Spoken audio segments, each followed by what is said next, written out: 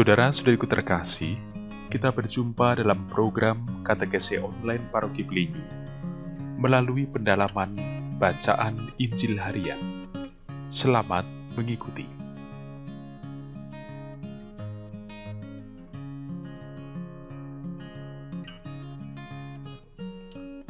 Pewartaan Sabda Tuhan dikutip dari Injil Lukas pasal 5 ayat 1-11. Pada suatu kali, Yesus berdiri di pantai Danau Genesaret. Sedang orang banyak mengerumuni dia hendak mendengarkan firman Allah.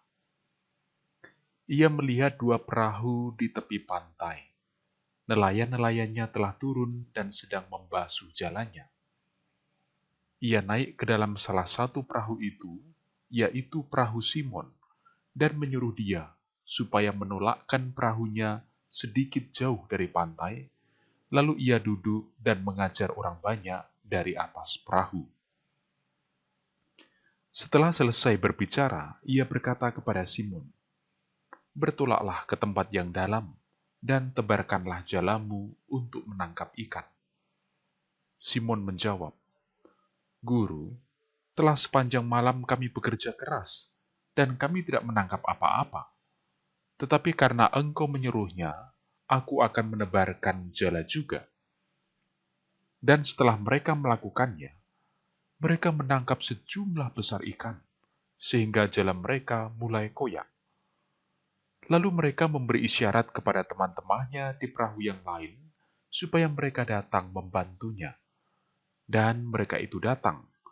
Lalu mereka bersama-sama mengisi kedua perahu itu dengan ikan hingga hampir tenggelam. Ketika Simon Petrus melihat hal itu, ia pun tersungkur di depan Yesus dan berkata, "Tuhan, pergilah daripadaku, karena aku ini seorang berdosa."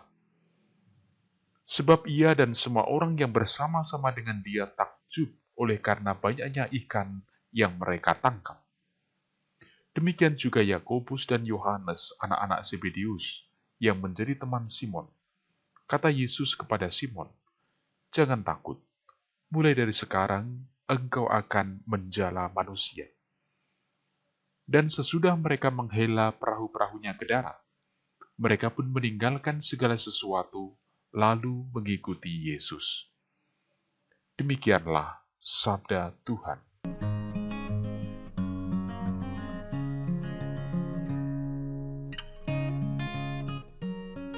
Saudara-saudariku yang dicintai Tuhan, terlebih dahulu saya ingin mengajak Anda semua untuk menyegarkan ingatan dan pemahaman bahwa kitab suci, khususnya Injil, meskipun dalam beberapa hal memuat data waktu, tempat dan tokoh atau peristiwa historis, tetapi dimaksudkan bukan sebagai catatan data sejarah atau peristiwa, melainkan sebagai kesaksian iman. Maka seperti penulis Injil lainnya, demikianlah pula penulis Injil Lukas memakai sejumlah sumber untuk menyampaikan ajaran dan kesaksian imannya akan Yesus Kristus kepada jemaat. Contoh yang paling jelas ada dalam perikop yang kita renungkan ini, yaitu dalam Injil Lukas pasal 5 ayat 1-11. Di dalamnya termuat 3 hal yang berasal dari 3 sumber berbeda. Pertama, di ayat 1-3, berupa pengantar yang diambil dari Injil Markus pasal 4 ayat 1. Lalu yang kedua, di ayat 4-9, itu berupa kisah mukjizat penangkapan ikan yang sejajar dengan Injil Yohanes pasal 21 ayat 1-11. Dan ketiga, di ayat 10-11 mengenai kisah panggilan para murid yang disadur dari Injil Markus pasal 1 ayat 16-20. Saudara-saudariku, kita akan memfokuskan perhatian pada kisah panggilan para murid, yaitu di ayat 10-11. Kendati disadur dari Injil Markus, tetapi ada tekanan pesan yang berbeda mau disampaikan. Kalau dalam Injil Markus, kisah itu ditempatkan di awal masa pelayanan Yesus, yang pesannya para murid itu mengikuti Yesus semata-mata dikarenakan wibawa sabda Yesus yang memanggil. Sedangkan dalam Injil Lukas, kisah itu ditampilkan setelah beberapa kali para murid mengalami dan menyaksikan sendiri baik pengajaran dan kuasa keilahiannya dalam mukjizat-mukjizat. Saudara-saudari, alasan-alasan inilah yang menguatkan Simon dan kawan-kawan untuk mengatasi segala keberatan dalam diri mereka dan bahkan lalu berani meninggalkan segala sesuatu demi menjadi murid Yesus. Satu tekanan lebih penting lagi mengenai sikap Simon yang berani mengakui diri sebagai pendosa yang membutuhkan belas kasih Tuhan.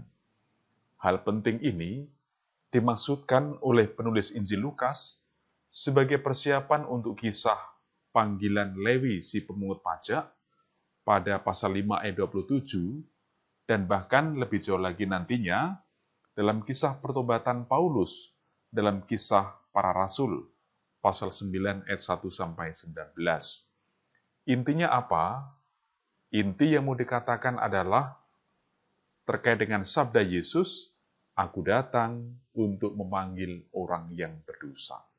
Dalam Lukas pasal 5 ayat 32.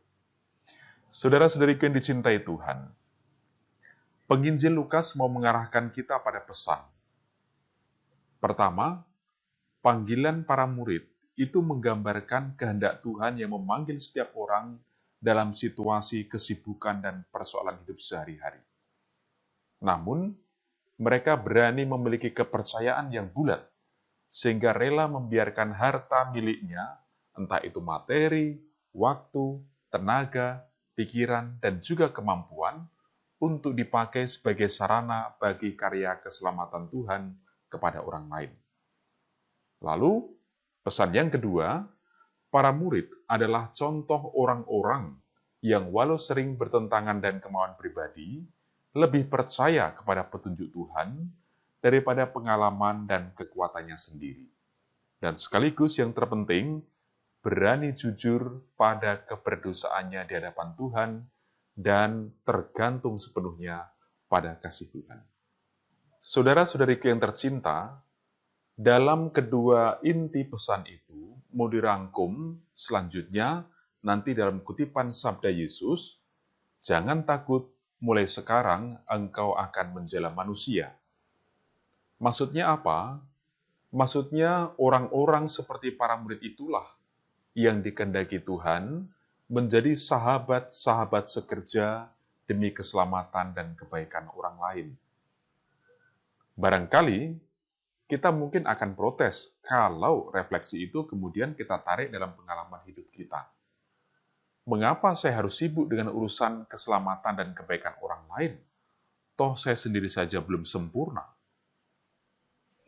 Saudara-saudari, kita ini mau ikut Tuhan Yesus kemanapun Ia menghendaki, karena kita percaya Dialah jalan kebenaran dan hidup. Kita telah lebih dahulu ditebus Tuhan dan mengenal kebenaran firman-Nya. Maka masih tepatkah jika kita mengatakan apa urusan saya tentang keselamatan dan kebaikan orang lain? Maka, pertanyaan refleksi bagi kita semua adalah, sekalipun di tengah kesibukan dan kesulitan hidup sehari-hari, menyadari belas kasih Allah yang melimpah dalam kehidupan kita, sejauh manakah kita berani menjawab panggilan Tuhan untuk membantu keselamatan dan kebaikan sesama. Andaikan yang disebut sesama adalah pasangan hidup Anda, anggota keluarga, sahabat, atau tetangga Anda. Apakah ada jawaban yang akan Anda berikan bagi Tuhan? Saudara-saudariku, semoga kehidupan Anda bersama dengan keluarga senantiasa dalam naungan rahmat Allah yang Maha Kuasa, demi nama Bapa dan Putra dan Roh Kudus. Amin.